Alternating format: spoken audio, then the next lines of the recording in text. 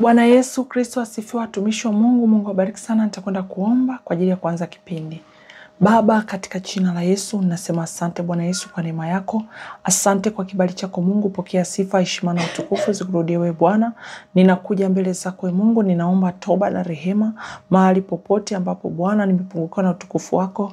Ninaita damu yako Yesu Kristo ikanitakase, ikanisafishe. Baba, ninatubu kwa ajili ya kila mteule anayefuatilia somo hili Bwana. Ninaomba Bwana Yesu mrehemu, mtakase kwa damu yako Yesu Kristo. Baba, naomba ukafungue ufahamu wangu wa rohoni, ufahamu wa rohoni wa kila mmoja. Bwana Yesu, naomba ukatufungue tupate kulisikia neno lako Mungu. Baba, umesema unalituma neno lako lipate kutoka katika maangamizi.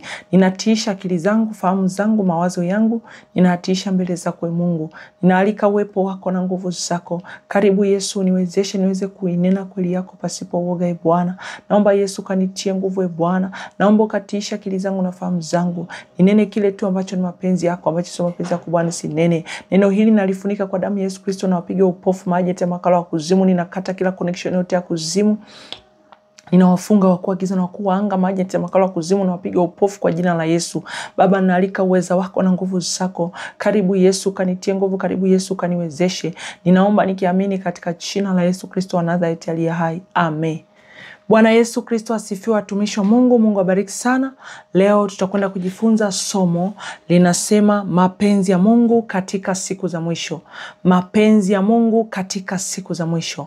Mapenzi ya Mungu katika siku za mwisho. Kwa hiyo andika, wewe uliye na daftari lako na kalamu, basi andika somo letu la leo linasema mapenzi ya Mungu katika siku za mwisho. Amina. Fungua Biblia yako katika kitabu cha Mathayo sura ya 7 mstari wa 21.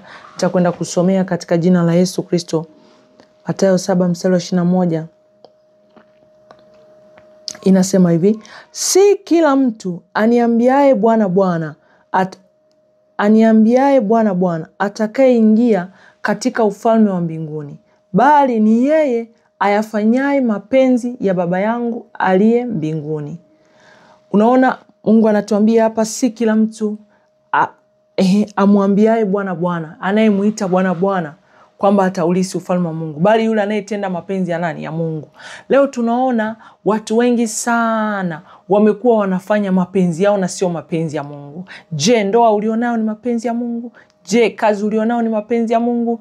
Je, maisha unaoishi ni mapenzi ya Mungu? Hayo maisha, mienendo ya maisha yako ulionayo ni mapenzi ya Mungu? Biashara unaofanya ni mapenzi ya Mungu? Mahali unapokaa ni mapenzi ya Mungu? Je, tumetafuta mapenzi ya Mungu? Kwa nini tunakwama? Tunakwama kwa sababu tunaishi nje ya mapenzi ya Mungu.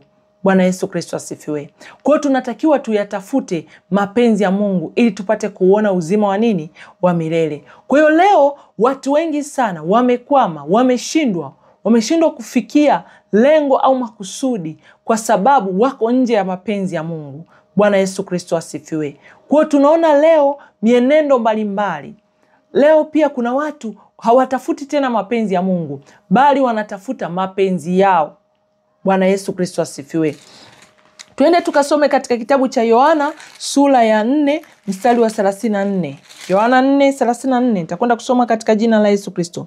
Anasema hivi: Yesu akawaambia, chakula changu ndicho hiki, niyatende mapenzi yake aliyenipeleka, nikaimalize kazi yake. Bwana Yesu Kristo asifiwe.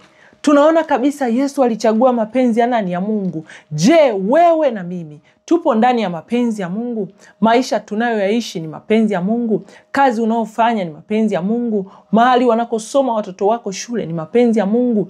Je, sehemu mbalimbali, biashara unaofanya ni mapenzi ya Mungu?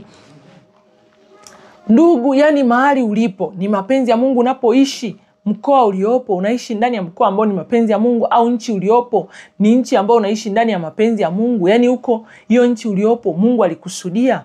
Bwana Yesu Kristo asifiwe. Tunaona ukitembea katika mstari wa Mungu, lazima hata kama changamoto utapitia, sio kwamba utapitia changamoto, utapitia, lakini ni rahisi sana kupigana vita. Mungu atapigana hiyo vita na ataimaliza kwa sababu uko ndani ya mapenzi yake. Bwana Yesu Kristo asifiwe. Kwa hiyo sio kwamba shetani hata kuja kukujaribu, sio kwamba shetani hata kuja kufanya vita na wewe ukiwa ndani ya mapenzi ya Mungu. Anaweza kuja kufanya, lakini atapigana na wewe, lakini hata shinda. bali wewe ndio utakayefanyaje? Utashinda kwa mkono wa Bwana, kwa sababu Mungu ndio ameamuru uwe mahali pale au uwe. Tunaona watu wako kwenye maofisi, makampuni tofauti tofauti, wako wanafanya biashara mbalimbali, wako watu wamejiajiri, wako watu wanaishi maisha fulani. Je, maisha ulionayo unayoyaishi ni mapenzi ya Mungu? Ni swali la kujiuliza, kwa sababu tunajifunza hapa mapenzi ya Mungu katika siku za mwisho. Bwana Yesu Kristo asifiwe. Kwa hiyo sisi hapa tuko katika zile nyakati za mwisho. Ndani ya hizo nyakati za mwisho, je, ndani ya hizo nyakati ulizopo, hali unaopitia ni Mungu ameruhusu au ulimfungulia adui mlango akapata mlango? Bwana Yesu Kristo asifiwe. Kwa hiyo tunapaswa kujiuliza, mapenzi ya Mungu ni yapi katika maisha yetu? Mapenzi ya Mungu ni yapi? Tunaona namna ambavyo Mungu alikuwa na mahusiano mazuri na mwanadamu, lakini shetani alipoingia katikati akaharibu yale makusudi kati ya Mungu na mwanadamu. Bwana Yesu Kristo asifiwe. Tunaona pale Edeni baada ya dhambi kutendeka. Bwana Yesu Kristo asifiwe. Mapenzi ya Mungu alikuwa sio wanadamu kufa. Mapenzi ya Mungu alikuwa ni wanadamu waishi uzima wa milele, yani wakae katika hali ya uzima wa milele na sio hali ya kufa. Bwana Yesu Kristo asifiwe. Mapenzi ya Mungu alikuwa anakaa na wanadamu vizuri, anaongea na wanadamu vizuri. Bwana Yesu Kristo asifiwe. Bwana Yesu Kristo asifiwe. Lakini tunaona dhambi ndizo zilizotutenga sisi na uso wa Mungu. Bwana Yesu Kristo asifiwe. Kwa hiyo tutakwenda kuona mapenzi ya Mungu ni yapi. Watu wengi leo anakutafuta, anakuambia niombee, lakini ndani ya moyo wake yuko na mapenzi yake. Anasubiri yatokee kama yeye anavyotaka. Bwana Yesu Kristo asifiwe. Pasipo kutafuta mapenzi ya Mungu ni yapi? Ndoa ulionayo ni mapenzi ya Mungu? Biashara unaofanya ni mapenzi ya Mungu? Ofisi unaofanya kazi ni mapenzi ya Mungu? Kila kitu unachokifanya katika maisha yako au unachokiishi, je, kiko ndani ya mapenzi ya Mungu? Unapaswa ujiulize. Wengi tunapenda kulalamika, kunungunika. Na mwingine anakuambia nimeenda kwa mtumishi A, ameniombea sijapata majibu. Je, hayo majibu uliokuwa unayataka ndio mapenzi ya Mungu? Watu wengi hatutaki mapenzi ya Mungu, unataka mapenzi yako.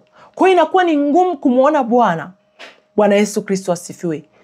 Au Bwana anaweza karuhusu tu yatendeke, lakini sio mapenzi yake. Tunamuona kabisa Hezekia, mapenzi ya Mungu alikuwa ni Hezekia afe. Ndio maana alimtuma nabii Isaya akamwambia kwamba atengeneze mambo ya nyumbani mwake, maana ugonjwa alionao ni ugonjwa wa kufa. Bwana Yesu Kristo asifiwe. Lakini tunaona Hezekia akaenda akamkaribia Bwana, akaomba, akaanza kumtajia yale mema ambayo alifanya. Akamwambia angalia 1, 2, 3, akaenda na hoja. Mungu akaruhusu aishi tena. Bwana Yesu Kristo asifiwe. Akamuongezea miaka 15. Akaenda na hoja mbele za Bwana kumsihi ampe nafasi nyingine ya kufanyaje? Ya kuishi. Lakini tunaona Hezekia alisababisha kwamba wana wa Israeli wakaenda wapi? Utumwani. Wapi huko? Babeli. Wakaenda kule wakafungwa tena. Bwana Yesu Kristo asifiwe. Ndio chanzo cha kina Danieli kujikuta wapi? Babeli. Kwa nini? Haikuwa mapenzi ya Mungu Hezekia kuendelea kuishi, lakini Hezekia aliomba. Hakuyataka mapenzi ya Mungu. Angeyasi mapenzi ya Mungu kwamba je, niishi au nife, ni mapenzi yako. Angeuliza mapenzi ya Mungu ni yapi. Bwana Yesu Kristo asifiwe. Lakini tunaona Yesu Kristo ni mfano ulio hai. Aliyatii, yani aliruhusu mapenzi ya Mungu. Pale anasema ikiwezekana kikombe hichi kiniepuke, ila si kwa mapenzi yangu, ni kwa mapenzi yako.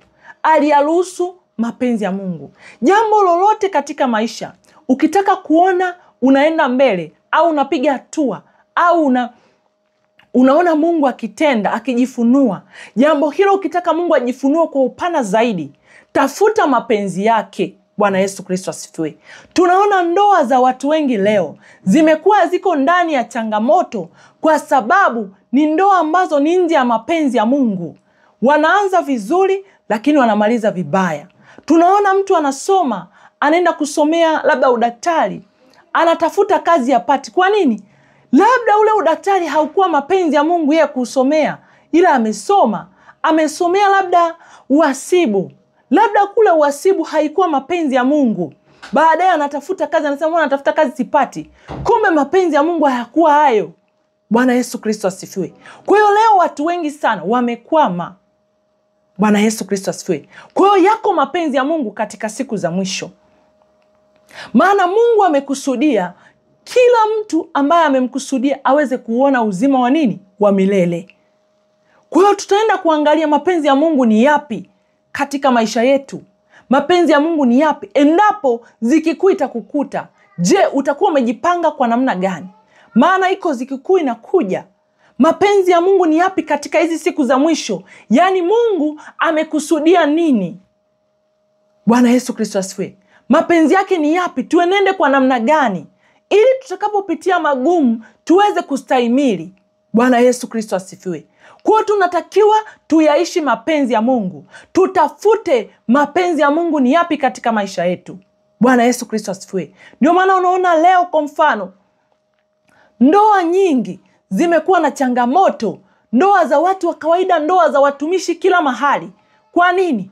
Ukiuliza atakwambia labda Mungu alinisemesha huyu ni mume wangu. Hakuyatafuta mapenzi ya Mungu. Na nini? Ndani ya moyo wake alikuwa tayari anawaza hiki. Kwa hiyo akaona kama ndio mapenzi ya Mungu. Leo unaenda kwa mtumishi unamwambia niombe. Ukishafika ukamwambia niombe, anakuombea. Baada ya kukuombea, tunaona kabisa wewe kumbe ndani ya moyo wako umeazimia. Unashangaa mtu anakuambia niombe kitu fulani. Kumbe mapenzi yake anataka labda niombe nasomea kitu fulani, niombe nifaulu. Lakini Mungu akiangalia hicho anachosomea hakitamsaidia mbele. Lakini yule mtu atapambana, anaendelea tu kukisoma. Bwana Yesu Kristo asifiwe. Kwa hiyo tunatakiwa tutafute mapenzi ya Mungu. Leo watu wengi wako kwenye ndoa, lakini zile ndoa sio mapenzi ya Mungu, ndoa alizonazo. Bwana Yesu Kristo asifiwe. Unakuta kamuoa A, kamuoa B, au kaolewa na A, kaolewa na B. Bwana Yesu Kristo asifiwe. Tunaona baada ya kuolewa wanaanza vizuri kabisa. Baadaye mbele wanakwama. Kwa nini wanakwama? Sio mapenzi ya Mungu. Bwana Yesu Kristo asifiwe. Labda ameenda kufungua biashara fulani. Baada ya muda ile biashara inakwama. Kwa nini anakwama? Unakuta sio mapenzi ya nani? Ya Mungu. Kuna mwingine anakwama kwa sababu ya dhambi. Kuna mwingine anakwama kwa sababu adui ameingilia kati. Lakini baadaye Mungu huwa anapigana ile vita, anaikomesha. Maana anatuambia upitapo katika maji mengi hayatakugarikisha. Yaani Mungu atakuwa pamoja nawe. Watashindana nawe, lakini hawatafanyaje? Hawatashinda kama uko ndani ya mapenzi ya Mungu. Bwana Yesu Kristo asifiwe. Maana Mungu analiangalia neno lake apate kulitimiza.